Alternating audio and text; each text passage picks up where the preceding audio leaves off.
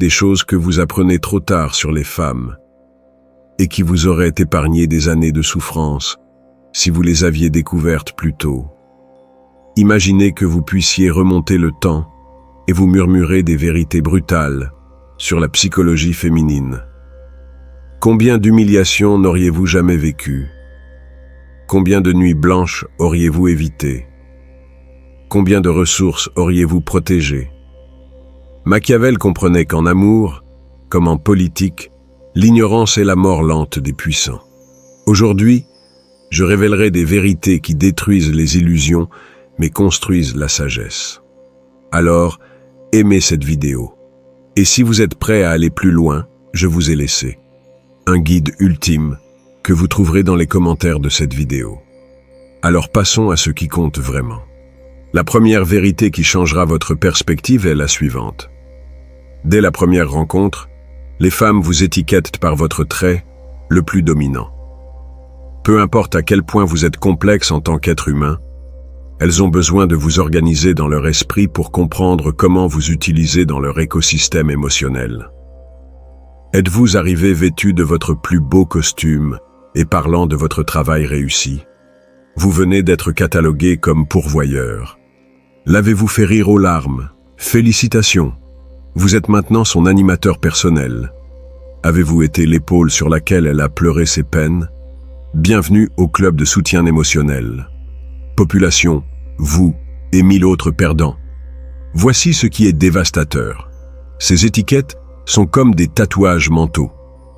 Une fois que votre cerveau est marqué d'une fonction spécifique, réorganiser cette perception est presque impossible. Machiavel observait comment les nobles étaient enfermés par leurs premières actions à la cour, et ces premières impressions dictaient leur destin politique pendant des décennies. Permettez-moi de vous montrer comment fonctionne chaque piège mortel. Le piège du pourvoyeur. Lorsque vous menez avec votre portefeuille, votre statut économique ou vos cadeaux coûteux, elle ne voit pas un homme désirable. Elle voit un compte bancaire sur pattes, chaque dîner coûteux, chaque cadeau luxueux, chaque preuve de votre succès financier, la programme à vous associer uniquement à des avantages matériels. Le résultat est prévisible et brutal. Même le sexe devient une transaction calculée et non une expression de désir authentique envers vous. Le comité de divertissement. Les hommes amusants croient avoir gagné la partie en la faisant rire constamment. Erreur fatale. Vous devenez sa dose de dopamine, son échappatoire à la routine, mais jamais l'homme qui la réveille à 3 heures du matin avec des pensées ardentes. Vous êtes le bouffon de la cour, valorisé pour votre fonction, mais jamais respecté en tant que souverain. La zone du thérapeute. Êtes-vous toujours là quand elle a besoin de se défouler? Êtes-vous son refuge émotionnel constant? Vous venez de signer votre arrêt de mort romantique. Pendant que vous absorbez ses larmes et lui donnez de sages conseils, elle envoie des SMS à un autre homme qui ne lui demande jamais comment elle se sent. L'ironie est impitoyable. Votre disponibilité émotionnelle vous rend indispensable en tant qu'ami et complètement invisible en tant qu'amant. Mais il existe un moyen d'échapper à ces catégories mortelles. Machiavel savait que ceux qui contrôlaient de multiples ressources détenaient le pouvoir réel. La solution n'est pas d'éviter de montrer votre valeur, mais de diriger avec une masculinité authentique, une confiance inébranlable, des limites claires et une personnalité qui ne peut être achetée, divertie ou consolée. Lorsque vous arrivez en tant qu'homme complet, qui n'a pas besoin de validation externe, qui ne mendie pas l'attention, qui a une mission plus grande que de la conquérir, alors elle est obligée de vous évaluer dans votre intégralité, et non comme une fonction utile dans sa vie. Si cette connaissance révolutionne déjà votre compréhension, imaginez ce qui va suivre. Cette chaîne est conçue pour les hommes qui préfèrent les vérités inconfortables aux mensonges réconfortants. Abonnez-vous, car ce que vous découvrirez dans les prochaines minutes sur le système de détection de la faiblesse féminine fera que cette révélation semblera à peine un échauffement. Mais avant de continuer, vous devez comprendre quelque chose d'encore plus troublant. Comment les femmes détecte-t-elle automatiquement la faiblesse masculine et pourquoi cette détection détruit-elle toute possibilité de respect authentique? Maintenant que vous comprenez comment elle vous catégorise, il est temps d'affronter une réalité encore plus impitoyable.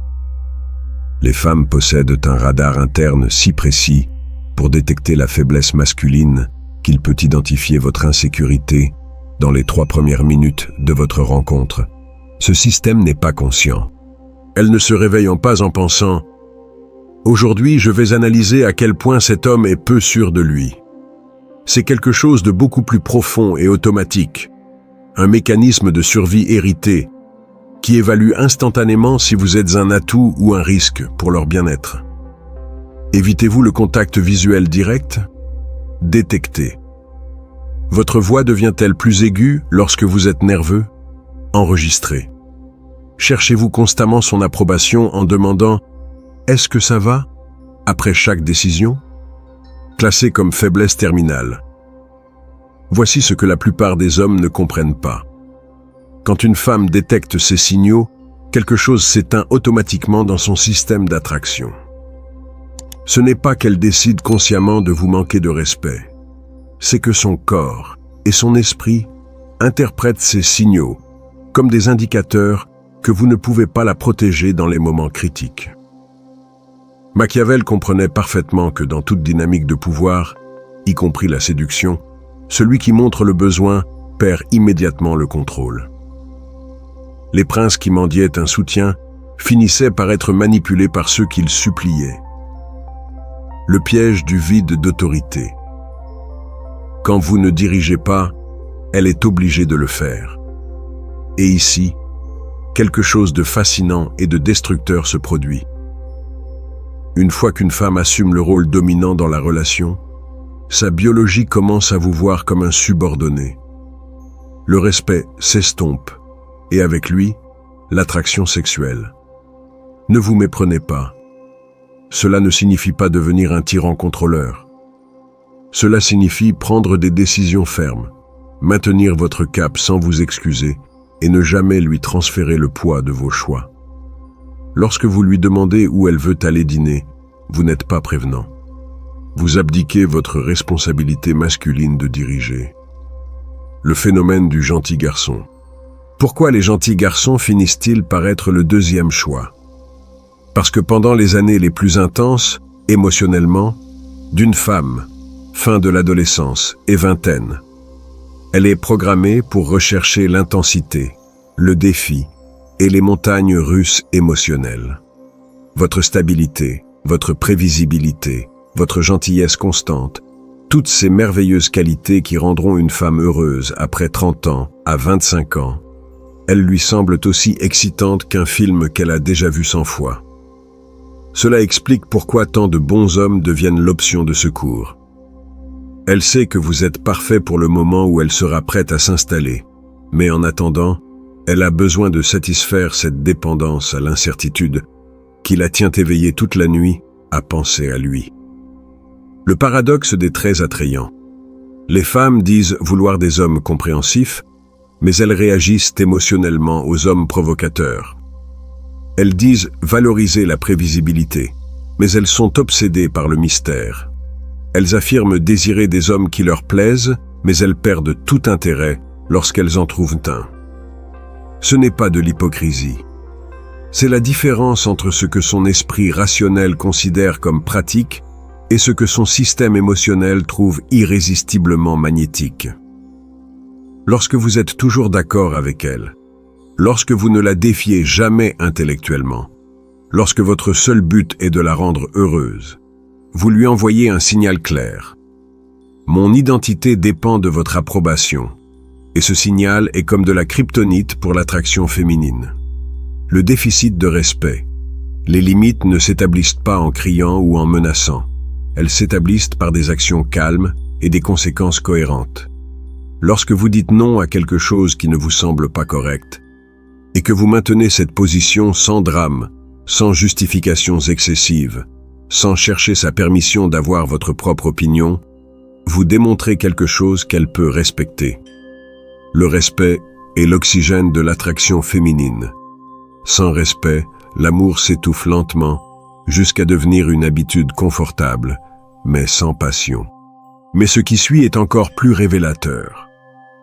Attendez de découvrir comment le fossé d'empathie entre les hommes et les femmes crée des dynamiques relationnelles que la plupart ne parviennent jamais à identifier. Et pourquoi votre vulnérabilité émotionnelle peut être interprétée d'une manière complètement opposée à vos intentions. Le fossé d'empathie est peut-être la vérité la plus douloureuse que vous allez entendre aujourd'hui, mais aussi la plus libératrice une fois que vous l'aurez pleinement acceptée. Pendant des générations, on a enseigné culturellement aux femmes que les hommes devaient être leur roc émotionnel inébranlable. Vous absorbez leurs crises, leurs peurs, leurs insécurités, et vous offrez votre poitrine comme un refuge constant. Mais lorsque vous avez besoin de ce même soutien, lorsque votre vulnérabilité émerge, quelque chose d'étrange se produit.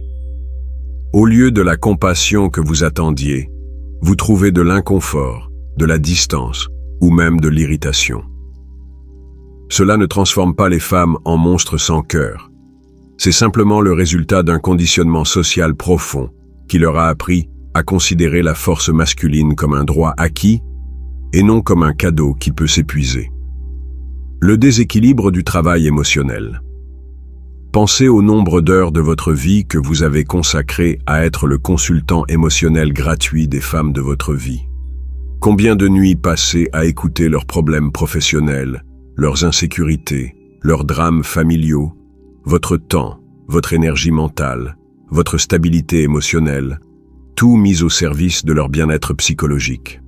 Maintenant, pensez au nombre de fois où vous avez reçu le même niveau de soutien émotionnel en retour. La différence est abyssale, n'est-ce pas? Machiavel observait comment certains conseillers à la cour donnaient toute leur connaissance et leur sagesse au prince, mais quand ils avaient besoin de faveur, ils découvraient que leur générosité n'avait pas créé de réciprocité, mais une dépendance unilatérale. L'addiction au défi. C'est là que la psychologie féminine devient vraiment fascinante et contradictoire. L'indisponibilité émotionnelle masculine fonctionne comme une drogue puissante dans le système de récompense féminin. Lorsqu'un homme est émotionnellement insaisissable, lorsque ses sentiments sont un mystère, lorsque son attention doit être conquise plutôt que donnée, le cerveau féminin interprète cela comme un défi de grande valeur. Chaque petite preuve d'intérêt devient une victoire dopaminergique intensément gratifiante. Mais lorsque vous êtes toujours disponible, lorsque vos émotions sont un livre ouvert, lorsque votre attention est abondante et prévisible, cette même attention perd tout son pouvoir magnétique. Elle devient un bruit de fond. La hiérarchie de la validation. Imaginez deux scénarios. Dans le premier, un homme émotionnellement distant dit finalement à une femme qu'il la trouve attirante. Dans le second, un homme complètement disponible lui exprime la même chose tous les jours. Lequel a le plus d'impact? Lequel ressemble à une véritable conquête? L'homme disponible est comme gagner un trophée de participation. L'homme insaisissable est comme gagner un championnat du monde. Les deux sont des reconnaissances, mais une seule génère ce sentiment de triomphe qui nourrit l'ego féminin, la paradoxe toxique. Cette dynamique explique pourquoi tant de femmes restent dans des relations dysfonctionnelles avec des hommes qui les traitent mal. Ce n'est pas du masochisme. C'est que la difficulté à obtenir une validation positive rend chaque miette d'affection extraordinairement précieuse. Quand finalement il la traite bien après des jours de froideur, ce contraste crée une explosion chimique de soulagement et de gratitude qui est véritablement addictive, son cerveau interprète. Cette affection a été difficile à obtenir, donc elle doit être particulièrement précieuse. Pendant ce temps, votre constance émotionnelle, votre traitement prévisiblement bon, votre amour stable, tout cela est tenu pour acquis parce qu'il manque le facteur de rareté que le cerveau féminin interprète comme une forte demande. Le mécanisme de rareté. L'économie de base nous enseigne que la valeur perçue augmente avec la rareté. Il en va de même pour l'attention masculine. Lorsque votre temps, votre énergie émotionnelle et votre validation sont des ressources limitées qui doivent être gagnées, elles acquièrent automatiquement une plus grande valeur dans la perception féminine. Cela ne signifie pas devenir un manipulateur émotionnel. Cela signifie reconnaître que votre disponibilité totale ne fait pas de vous le prix le plus désirable. Elle fait de vous l'option la plus pratique. Jusqu'ici, nous avons démêlé comment les femmes vous catégorisent instantanément, pourquoi elles punissent biologiquement la faiblesse masculine et comment la rareté émotionnelle génère l'attraction, tandis que l'abondance la tue. Mais tout cela pâlit devant la réalité la plus crue à venir. Le système de tests constant que les femmes appliquent inconsciemment pour mesurer votre valeur et comment votre réponse à ces tests détermine si vous maintenez leur respect ou si vous le perdez pour toujours. Nous arrivons au moment le plus révélateur de ce voyage dans la psychologie féminine. Ce que vous êtes sur le point de découvrir changera à jamais votre perception de la raison pour laquelle les femmes agissent comme elles le font dans les relations. Les femmes vous soumettent constamment à des tests invisibles. Elles ne le font pas par malice ou manipulation consciente. Elles le font parce qu'elles ont besoin de confirmer continuellement si vous êtes l'homme que vous prétendez être ou si votre masque s'effondrera sous la pression. Les 4 catégories de tests mortels. Test de gestion du stress. Elle créera des situations de tension, un commentaire provocateur, une demande déraisonnable, une crise fabriquée pour observer comment vous réagissez. Vous effondrez-vous? Devenez-vous défensif? Perdez-vous le contrôle émotionnel? Chaque réaction exagérée confirme ses soupçons sur votre faiblesse intérieure. Test des limites. Elle vous poussera progressivement pour découvrir où se trouve votre ligne rouge. Elle arrivera en retard sans s'excuser, annulera des plans importants ou franchira des limites que vous aviez précédemment établies. Elle n'est pas méchante. Elle mesure si vous avez une colonne vertébrale ou si vous êtes une éponge qui absorbe tout mauvais traitement. Test de confiance. Elle remettra en question vos décisions, contestera vos opinions ou mettra en doute votre jugement dans des situations importantes. La vraie question derrière cela est: restez-vous ferme dans vos convictions ou vous effondrez-vous face à la première résistance féminine? Test d'intérêt. Les jalousies fabriquées, les mentions occasionnelles d'autres hommes ou l'attention soudaine portée aux ex-partenaires. Elle évalue si votre sécurité est authentique ou si vous êtes un volcan d'insécurité attendant d'exploser. La réponse machiavélique. Machiavel comprenait qu'en politique, comme en amour, l'épreuve de loyauté et de force était constante. Les princes qui réagissaient avec panique perdaient leur crédibilité de manière permanente, tandis que ceux qui gardaient leur sang-froid sous le feu gagnaient un respect durable. La bonne réponse à tous ces tests est la même. Confiance calme et limites cohérentes. Pas de cris, pas de drame, pas de contre-attaques émotionnelles. Simplement une fermeté sereine qui communique. Cela ne me déstabilise pas parce que je sais qui je suis. Quand elle arrive en retard, vous continuez votre plan original. Quand elle conteste votre décision, vous l'expliquez une fois sans vous justifier excessivement. Quand elle mentionne d'autres hommes, vous souriez avec une indifférence authentique parce que votre valeur ne dépend pas de sa validation. La hiérarchie réelle des besoins féminins. Voici la vérité qui brise les illusions romantiques. Pour les femmes, la sécurité l'emporte sur l'amour. Toujours. Sécurité financière. Elle a besoin de savoir qu'elle ne se retrouvera pas à la rue si quelque chose arrive à sa capacité à générer des revenus. Votre stabilité économique n'est pas de la superficialité, c'est une survie de base. Sécurité émotionnelle. Elle a besoin de prédire vos réactions, de faire confiance à votre stabilité mentale et de savoir que vous ne deviendrez pas un fardeau émotionnel qu'elle devra supporter. Sécurité physique. Tant une protection réelle que le sentiment que vous pouvez gérer des situations de confrontation sans vous effondrer. sécurité sociale.